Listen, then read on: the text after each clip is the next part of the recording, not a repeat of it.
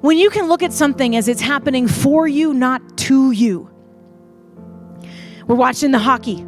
Not one of those hockey players are out there at the end of the game saying, yeah, no, I love hockey. I just wish they would stop trying to take the puck from me. Right? Nobody, that's the game. That's hockey.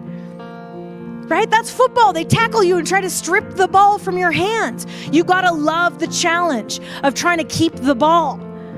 You got to love the challenge of having to skate around people. That's the game. That is also the game of life.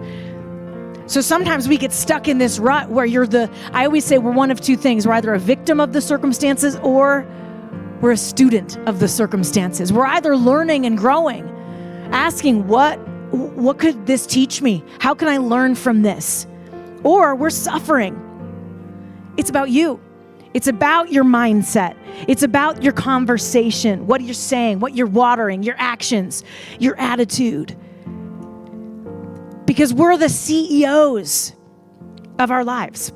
So as soon as you can shift that and shift into maybe one of those radio stations can be that CEO radio station, that leadership radio station where you're like, I'm going to own my piece of everything I've got to do here. How I show up, how I communicate, how I even work at solving this problem.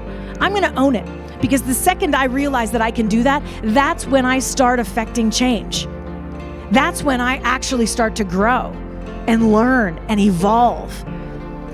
Some of the greatest lessons we've experienced as adults have been in the seasons of the hardest times of our lives, haven't they? But what's great is that once we own it, we can shape it.